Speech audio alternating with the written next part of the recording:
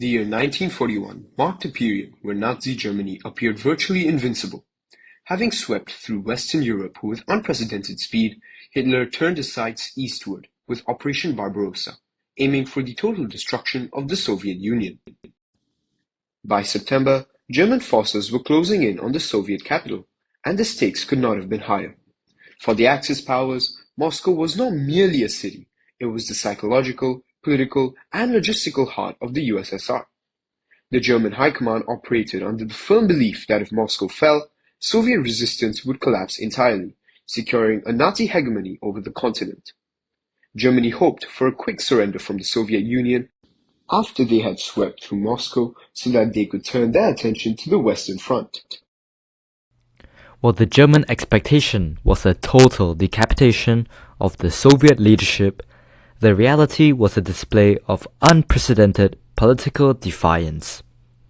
Joseph Stalin made the high-stakes decision to remain in the Kremlin, even as the government evacuated. On 7th November 1941, despite the enemy being only 40 kilometers away from Moscow, Stalin held the legendary Red Square parade to boost the Soviet army's morale. Stalin declared, "The enemy reckoned that after the very first blow, our army would be dispersed, but the enemy gravely miscalculated." Stalin used propaganda to turn the potential political collapse into a unified national struggle by stabilizing morale among soldiers, hardening the Soviet resistance on the front. His unforgiving orders for officers to shoot their men should they take one step back turned the battle for Moscow into a desperate struggle for victory despite the odds.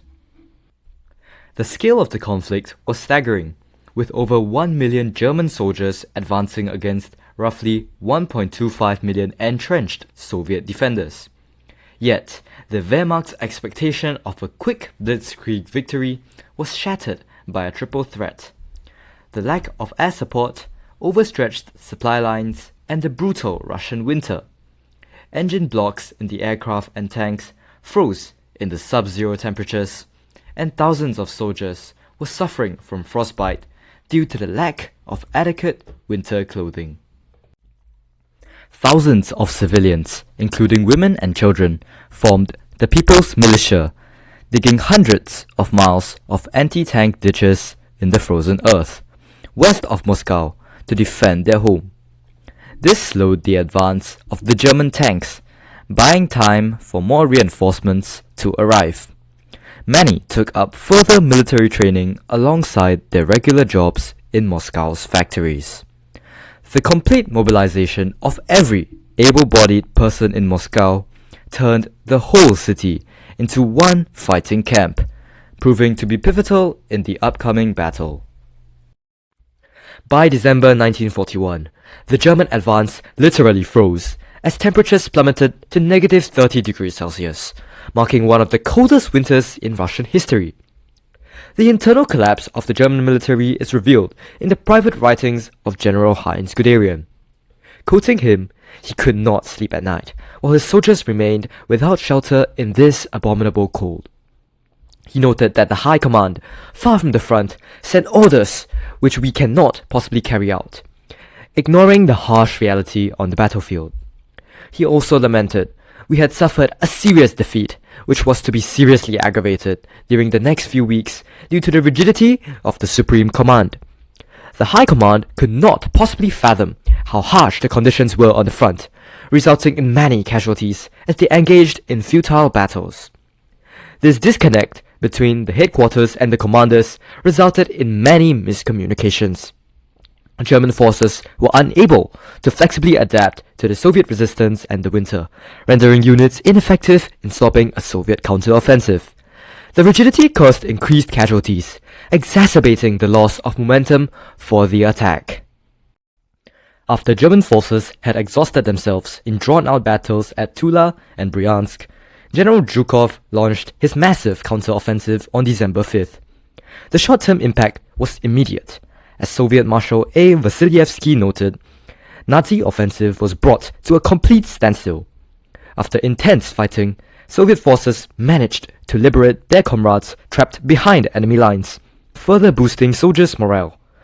With reinforcements arriving from Siberia, the Soviet forces now outnumbered the Germans about 1.5 to 1, ready to push the invaders back. Germany's failure to capture Moscow was a severe blow to their prestige and wartime morale, as well as causing major German generals like Heinz Guderian to be dismissed from their positions by Hitler. The strategic significance of Moscow extended far beyond its symbolic status as the capital. It was the absolute nerve center of the Soviet Union's logistical and industrial existence. It also served as a primary junction for the nation's railway network, acting as the single point through which almost all north-south and east-west transport had to pass. Had the Wehrmacht captured the city, the Soviet Union would have been effectively decapitated, with its vast territory severed into isolated pockets. This railway decapitation would have had catastrophic secondary effects on other major fronts. Specifically, Moscow was the lifeline for the besieged city of Leningrad to the north and the vital grain and oil regions to the south. Without the Moscow rail hub, the Red Army would have been unable to shift reserves, fuel or ammunition between these theatres. The fall of Moscow would have likely triggered the collapse of Leningrad's defences by cutting off the road of life, allowing German forces to consolidate their strength and move southward with overwhelming force. Furthermore, Moscow was a massive industrial powerhouse in its own right, responsible for a significant percentage of the USSR's military production.